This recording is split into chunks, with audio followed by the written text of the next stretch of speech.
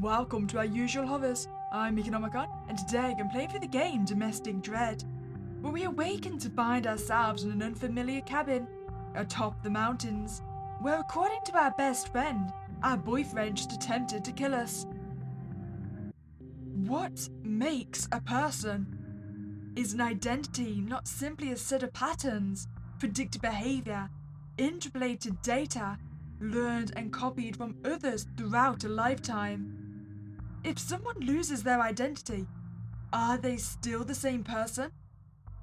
Would they still be a person? Well, that was a loud thunk.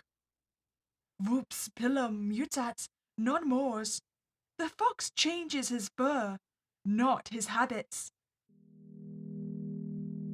I suppose that's a good question then. So would you still have the same habits if, say, you got amnesia and you lost all your memories?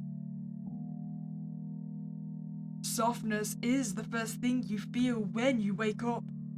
The pillows below you are fluffy and cool to the touch.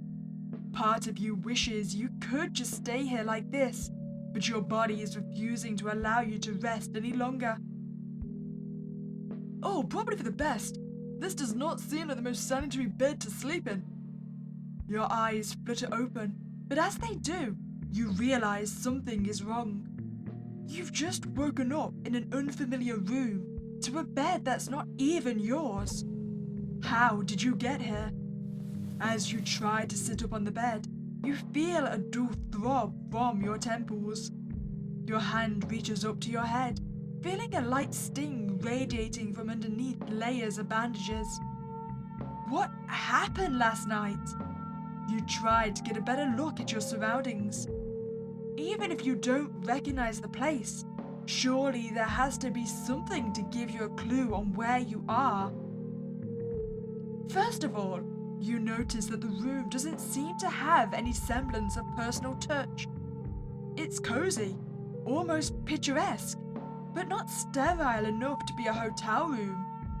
Looking out the window, you can see that it's evening now, the sun just setting past the mountain peaks. Wait! Mountains! You take a closer look out the window.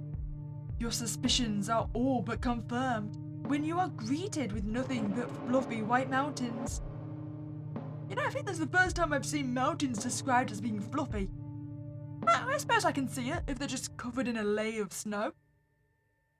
With the occasional pine tree dotting across the landscape. Somehow, you've ended up in someone's cabin in the woods, right on top of a mountain. Were you trying to get yourself killed? Before you could think about this any further, you hear someone approaching you. Who could this be? Hey, you're finally awake! The stranger walks up to you, setting a glass of water at the side table before settling down in front of you. You had me worried there. I thought you were never going to wake up. How are you feeling right now? Should I know you? Who are you? Can I really ask someone that? Well, how else are we going to learn who they are? To be fair, he's the one approaching me, so it wouldn't hurt to ask. Who are you? The stranger's face twists with concern. I could already guess that I was supposed to know this guy. That bad, huh? Looks like it's worse than I thought. You really don't remember me, do you? My name is Marcelo. I'm your best friend.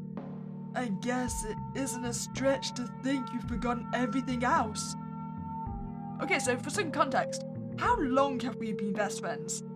If it's only like a year or so, that's not quite as bad as us being childhood best friends. Well, what matters is that you're awake and you're safe. Still, I should check that all the important bits are still intact. Do you still remember who you are? Of course, that is the one thing we never forget. My name is Meek. I'm 25 years old. Good. It's good to see you still remember something. Looking around the room, you notice the sheets underneath you are stained with blood. presumably from where your head had been while you were unconscious. Okay then.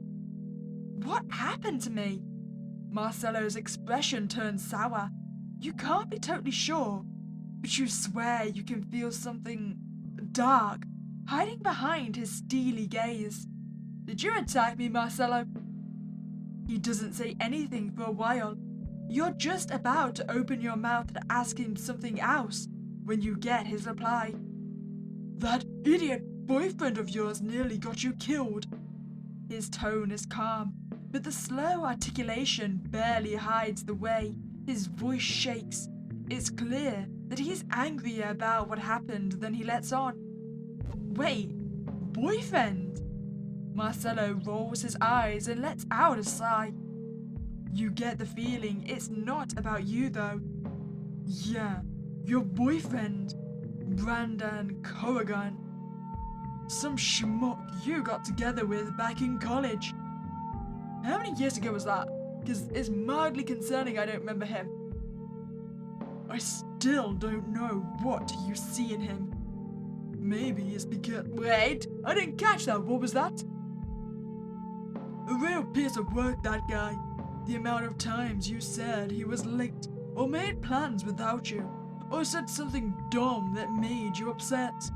I swear, half of our friendship lately has been you ranting to me about that deadbeat.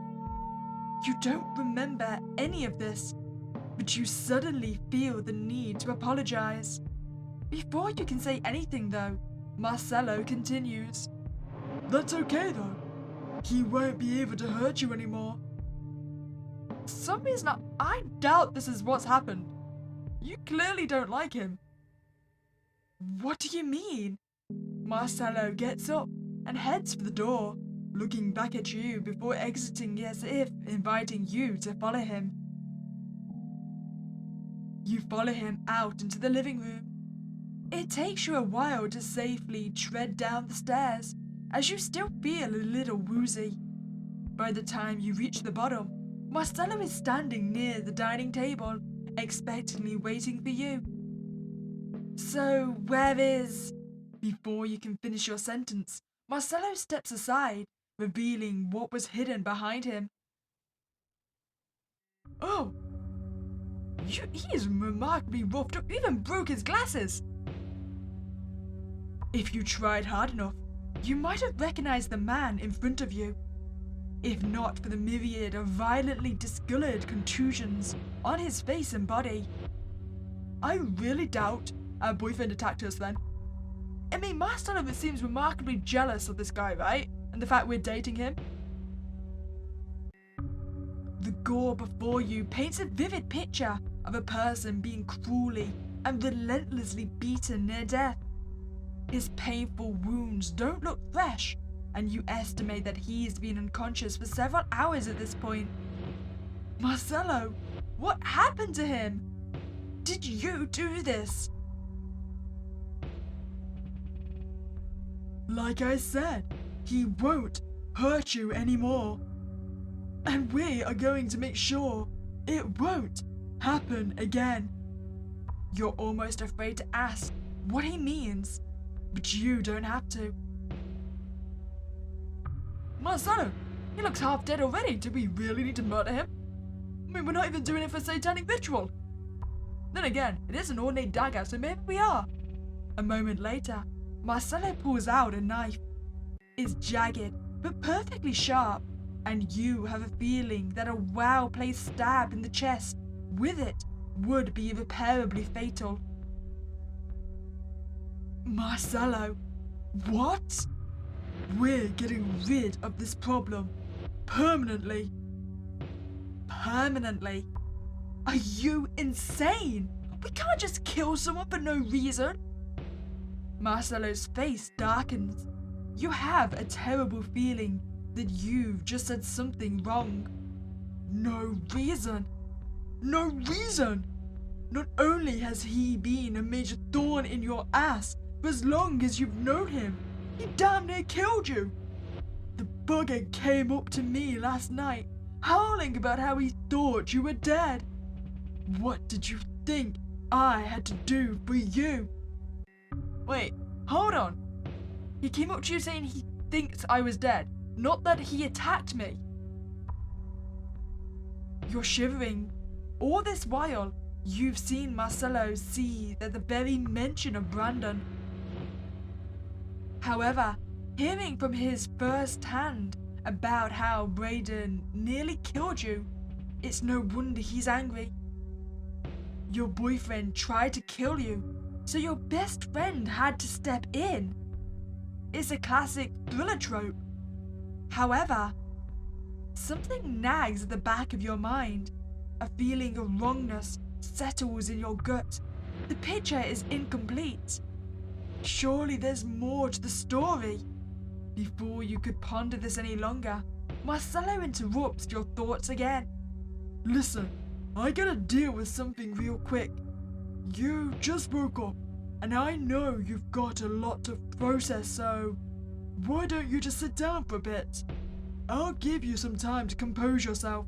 When I come back, hopefully we can reach an agreement about what we need to do. Marcelo leaves the room.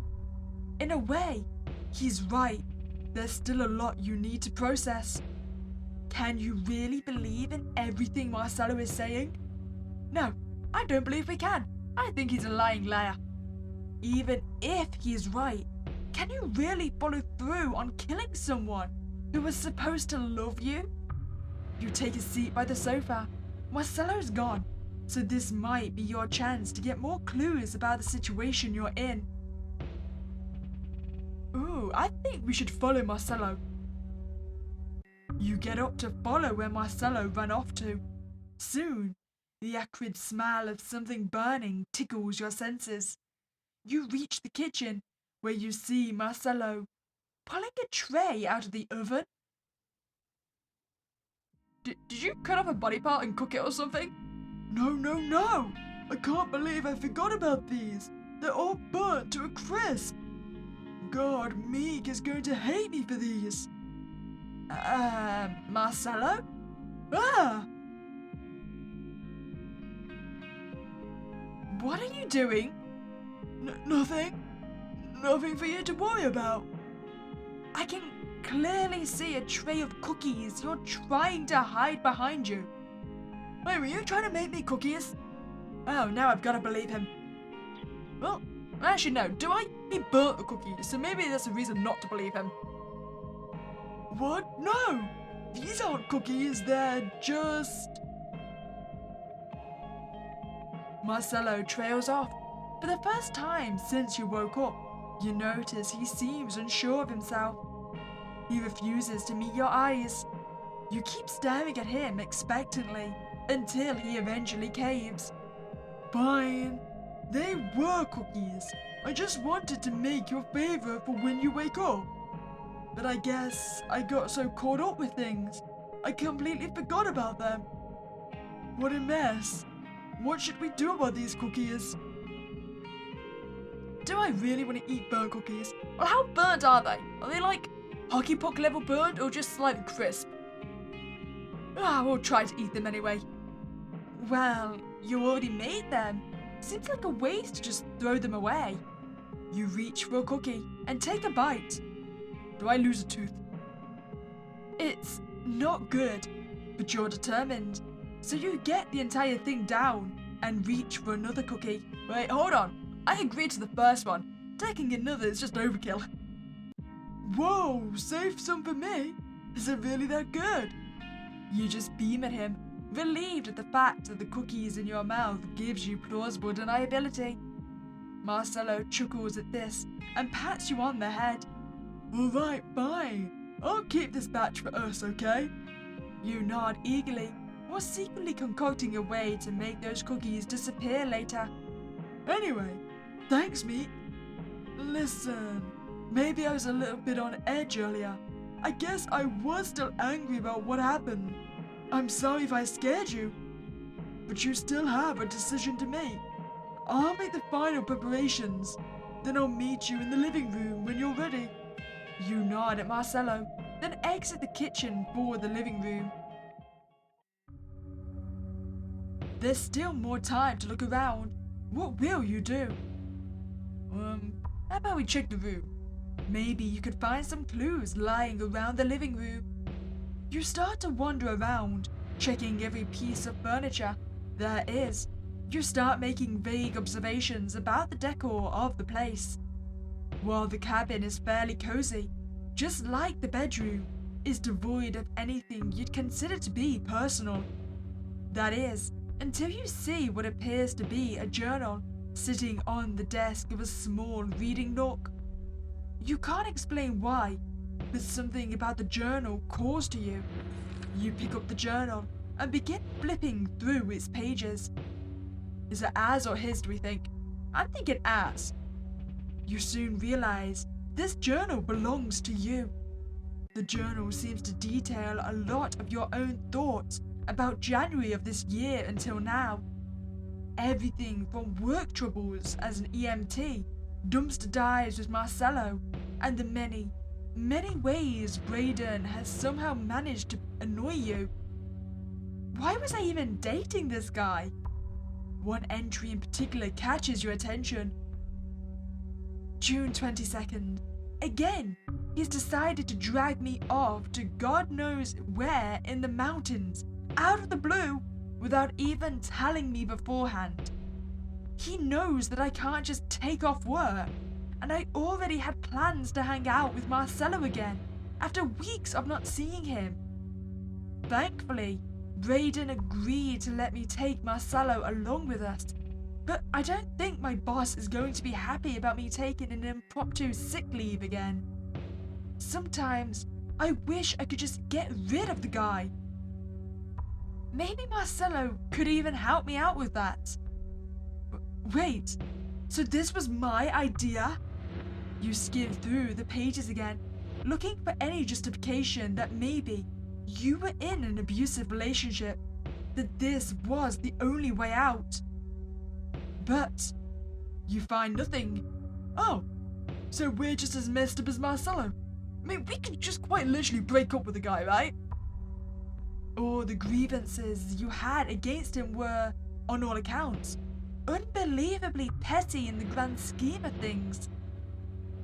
He's late for dinner again. He always leaves the toilet seat up. He's always on his phone.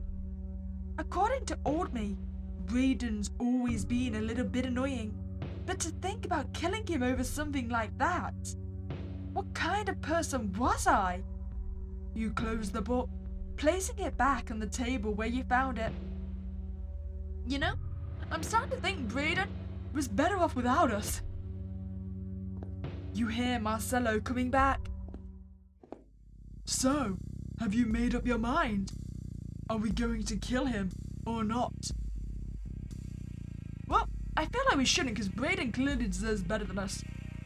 But I suppose I ate a burnt cookie for you, and it was originally my own idea. Let's do it. You think back on what you read in your journal. While I might not agree with what I read, there's got to be a reason why I'd want him gone, beyond what I've written. Right? Nope. I think we're just a psychopath. There are lump forms in your throat. You steel yourself and nod towards Marcelo. He hands you the knife, which you accept with a shaky grip. I'm curious though, so if this was originally our idea, how does our whole head injury fit into it? Did Marcelo hit us so we had plausible deniability? Come on, I just need to get this over with. You step towards Braden's unconscious body, the knife weighing down in your hands. It's heavier than it looks. Breathe. You have to breathe. Taking one final breath, you quickly grab a hold of the chair Braden is sitting in for support.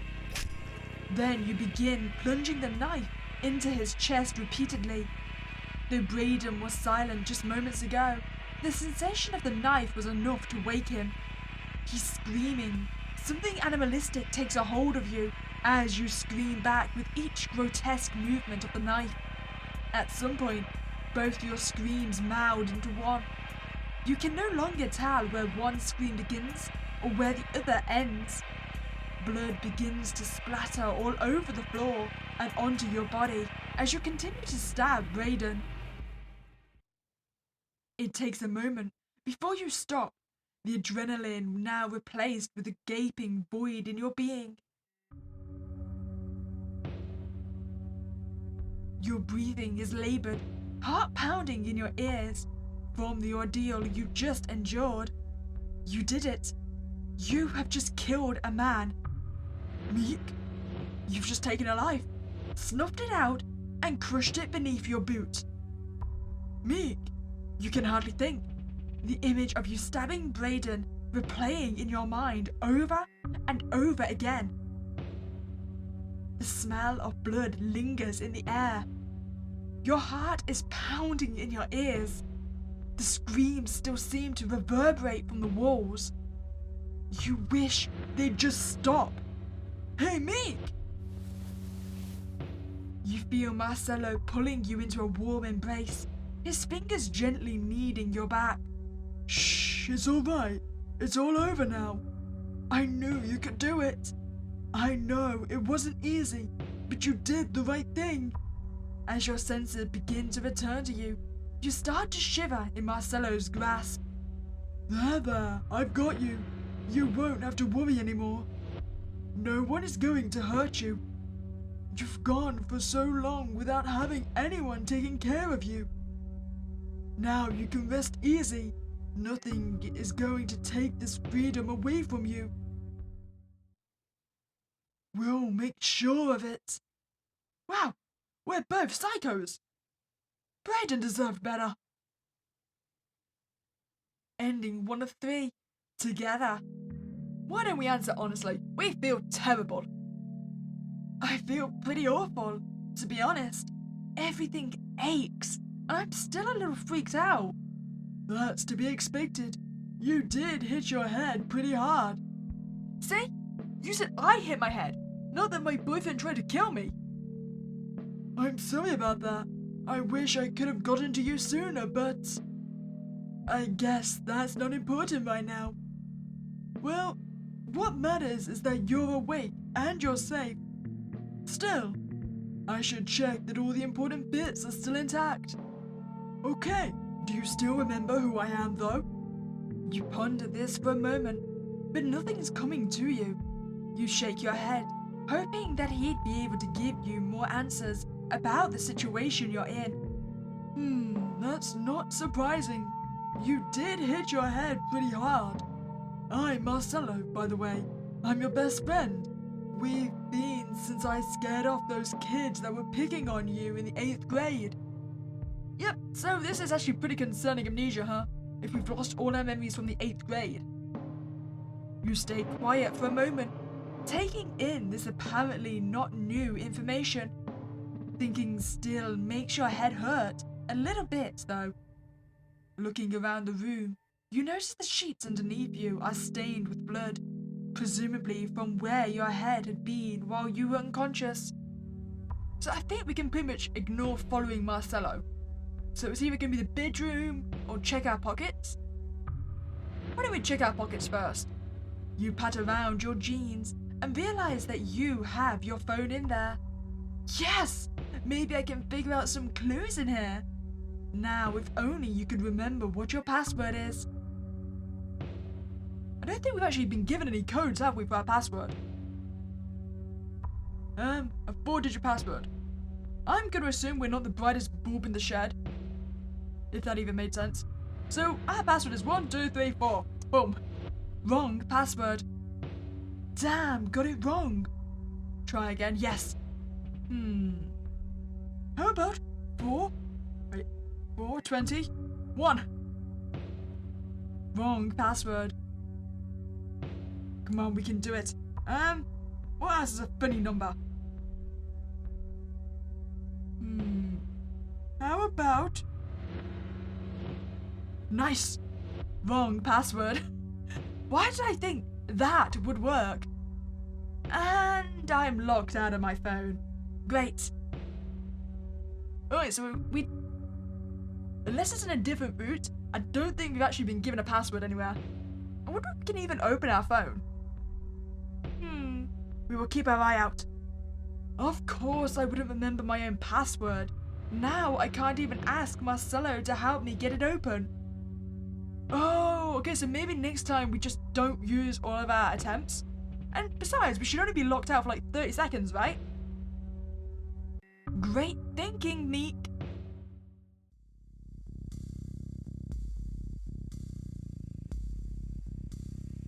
Terribly sorry, Marcelo, but this time, we can't kill him.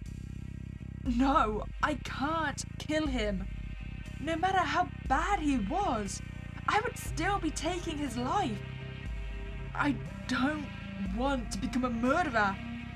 I'm sorry, Marcelo, but I just can't do this.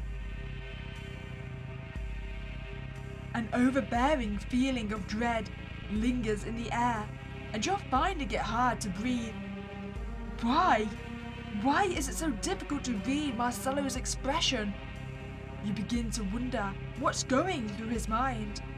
Would he truly relent at your pleading? You're quietly hoping that he would understand. You don't want anyone to get hurt. Maybe, just maybe, there's a way to get to him. God, did you stab me? Then before you even have time to react, Marcelo takes the knife and plunges it right through Brayden's chest. Ah, it's okay, I'm still alive. But god damn you, Marcelo, I was trying to save his life. I'm guessing to save his life we might have to go to the bedroom.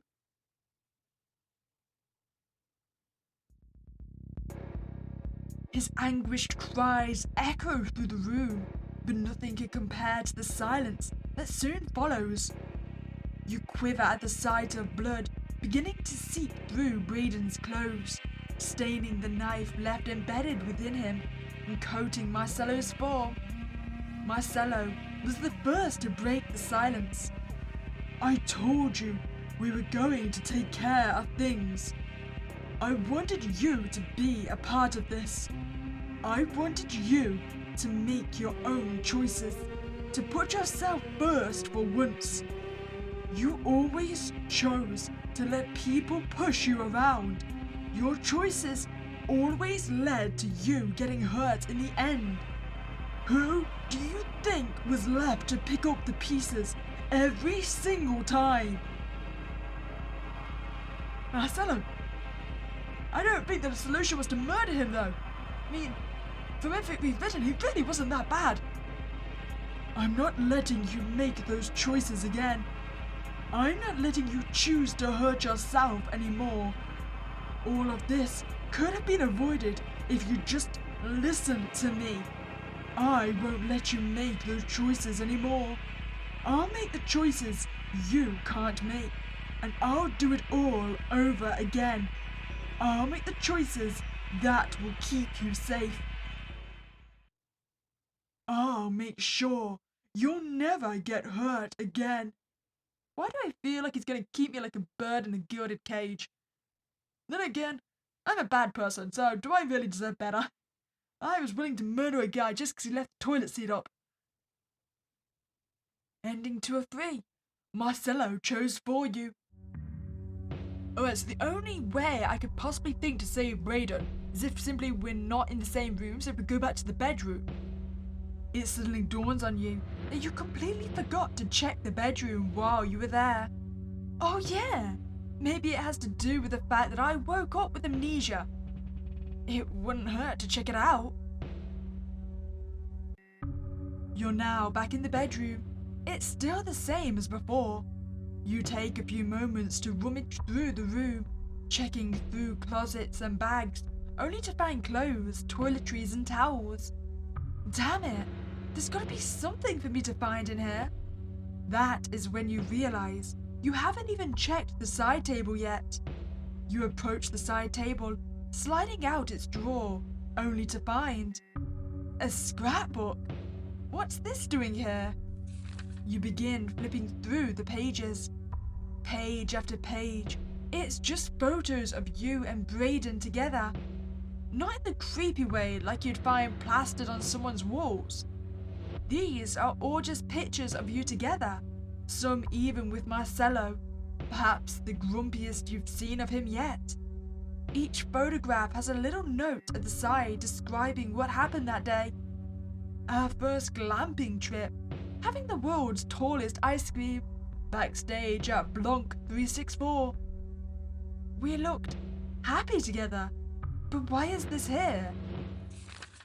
You finally flip to the last page to find what looks like an engagement ring, washi taped to the inside of the cover with a note under it.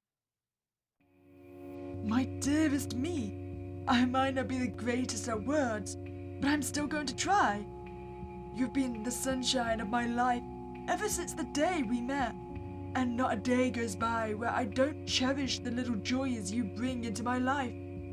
Seeing you happy is the greatest thing because of just how pure you are. Oh, that's very untrue. We are an awful person. Oh, I feel bad now. See, Braden's not a bad guy. He definitely doesn't deserve to die. I mean, he's a bit of a fool. He should definitely not propose to us.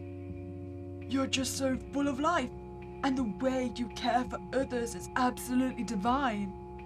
I hope that I'll be able to cherish you every single day and love you in the way you absolutely deserve. In sickness and in health, from life till death.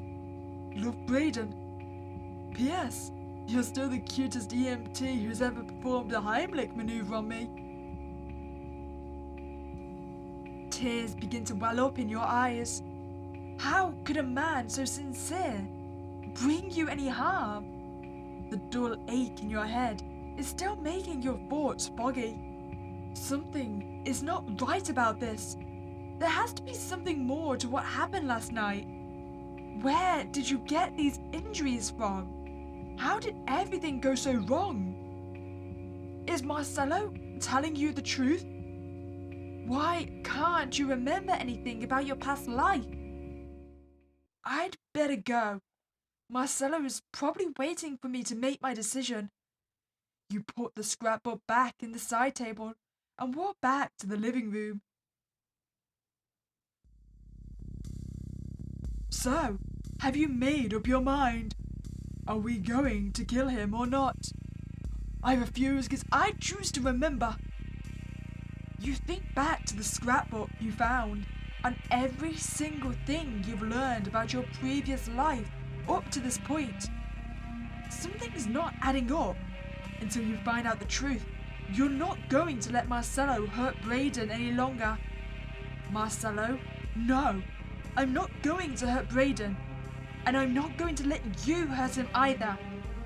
What are you saying? He damn near killed you, and you're expecting me to just let that go? That is exactly what I'm saying, Marcelo. Marcelo stares at you for a moment. It's hard to read what's exactly on his mind. You then see him gripping onto the knife tighter, and he lifts the knife to stab Braden. You quickly grab at Marcelo's hand, stopping him just short of stabbing Braden. What are you doing? Marcelo, wait! There has got to be an explanation for this. Marcelo considers you for a moment. You can still feel some resistance from his shaking grip, and you're hoping to God that he doesn't do anything too irrational. You can feel your heart racing in your ears. What are you even doing? Marcelo is strong. You know he could easily break out of your hold if he wanted to. You just hope that maybe he'd come to his senses if you just talk to him. I'm sorry, Meek. But we can't let him get away with this. Wait, ending 3-3? Well, I suppose Braden's technically still alive. I'm just curious whether Marcelo genuinely thinks Braden tried to kill us. Or if this is all just a ploy to get him out of the picture completely. I don't trust you, Marcelo. I still think you were the one that might have given me amnesia. Well, I hope you enjoyed that playthrough of Domestic Dread. What do you think? Do you think our boyfriend genuinely tried to kill us? I just don't buy it. He seems like such a nice guy. If you enjoyed that playthrough, I'd greatly appreciate you could like this video and subscribe to this channel. But other than that, it was a spooky day, and I'll catch you next time, guys.